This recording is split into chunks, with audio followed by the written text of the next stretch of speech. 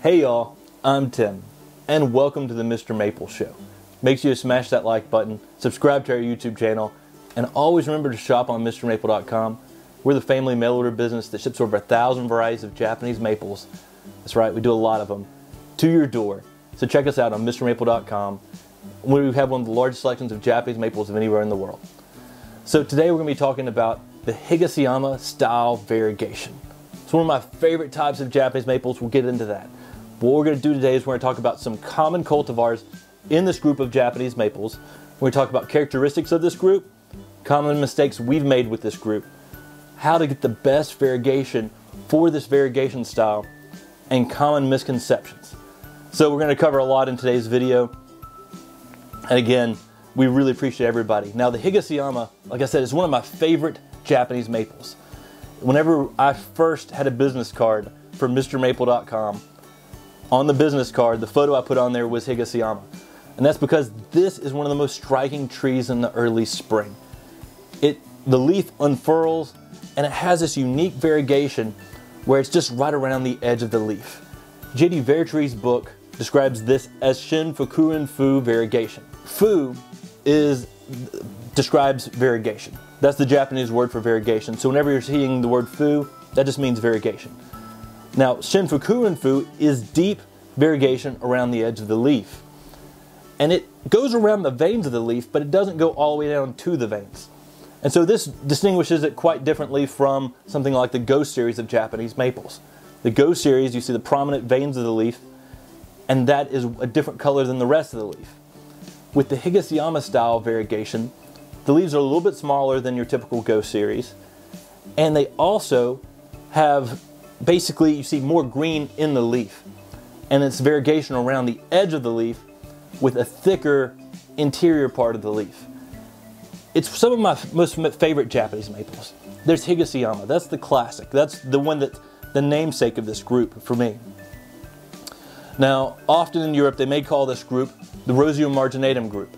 And the reason I don't like that is because there is a lace leaf called Roseum marginatum, and Roseum marginatum has also been applied to varieties like butterfly, which is a different style of variegation. Now, Higasayama is a classic Japanese maple from the 1700s. It's one of the oldest Japanese maples. It's been known under the name Higasayama and Hikasayama. Basically, there are two ways of pronouncing the same cultivar. Basically means umbrella mountain, and it is, Hikasa is a region in Japan, and you've got this mountain, and so it's the mountain in Hikasa. It is such a cool tree, and it's a classic Japanese maple that has stood the test of time and is still around today. And there's been many different varieties selected from this tree or trees that are similar to this tree. And this is where we get the Higasayama grouping.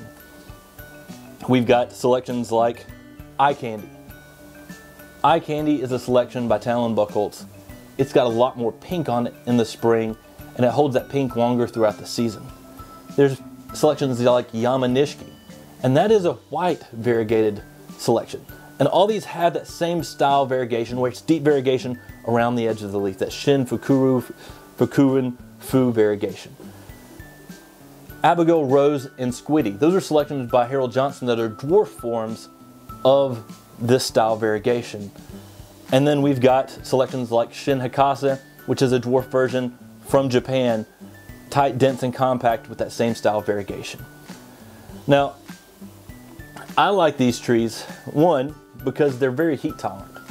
They're actually Acer palmatum subspecies palmatum, where most of the Go series are palmatum subspecies matsumuri or palmatum subspecies aminum. When you're looking at the Higasayama style, they're palmatum subspecies palmatum.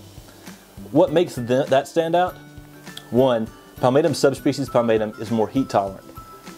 It can handle high heat settings really well. Two, it's easily rootable. So for people who do bonsai, this tree has become very popular because it can be done from rooted cuttings for the bonsai trade. And so it just gives something a little bit different for this unique style variegation.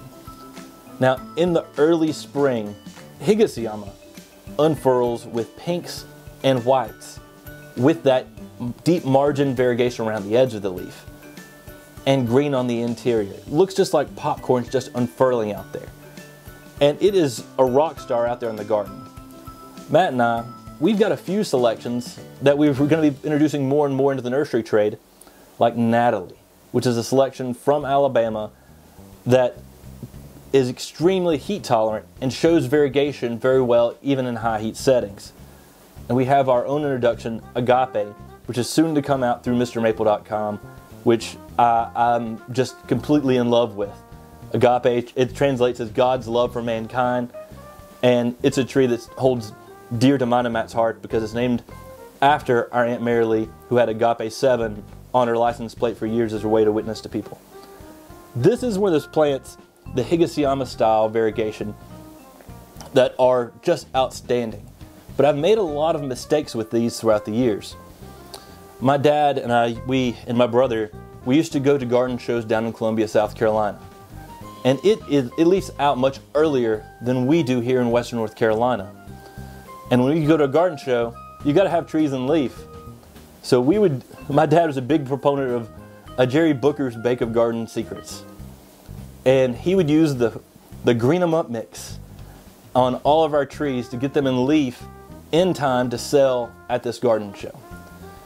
Well, we've got greenhouses that keep them warm, and cold frames that keep them warm, and we're hitting them with high amounts of nitrogen and this green 'em up mix from Jerry Baker's Book of Secrets.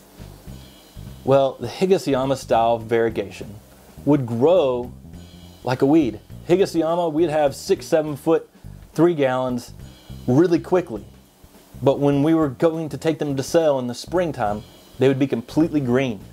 The green 'em up mix, the high amount of nitrogen, pushed out green foliage, and we didn't get to enjoy the variegation that we could have if we'd have done some other simple steps. And Higasayama variegation is one of the most beautiful things in the spring, so you don't want to mess that up and miss out on what is so amazing about this Higasayama group. All these plants are simply amazing.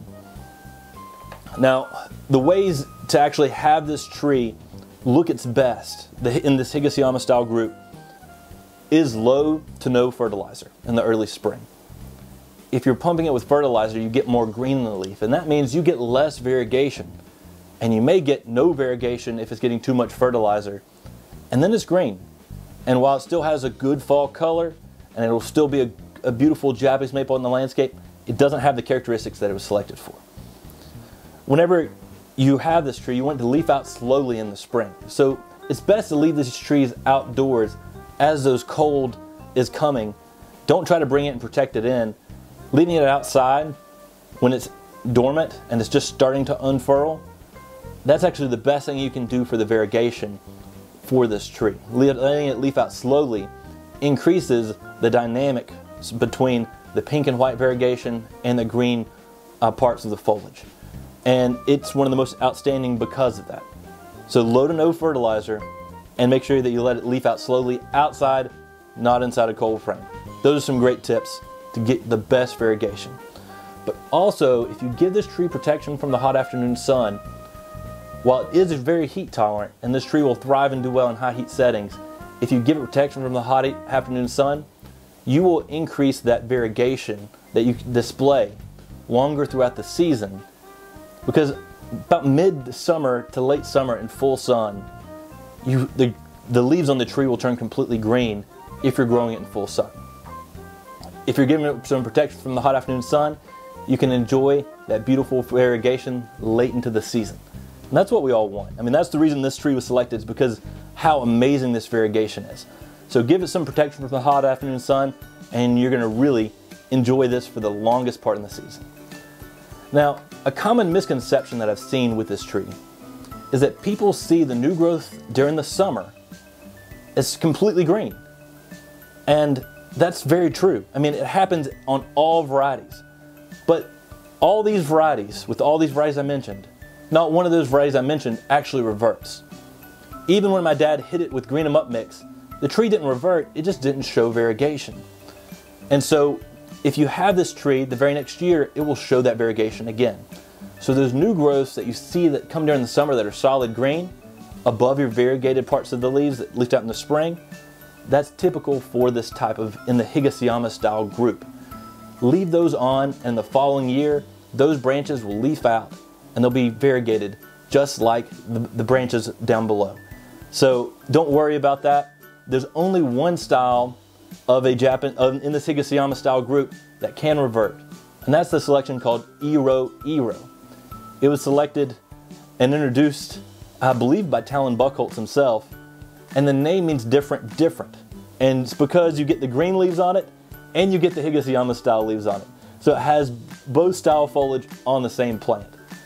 That's the only one from this group that can revert. So between Agape, Natalie, Alpenwise, Yamanishki, known as Snow Peak, Abigail Rose and Squiddy, Eye Candy, Shin Hikasa, Johnson's Ice Drops, Higasayama, Rosio marginatum, of that Higasayama style group, none of those actually revert.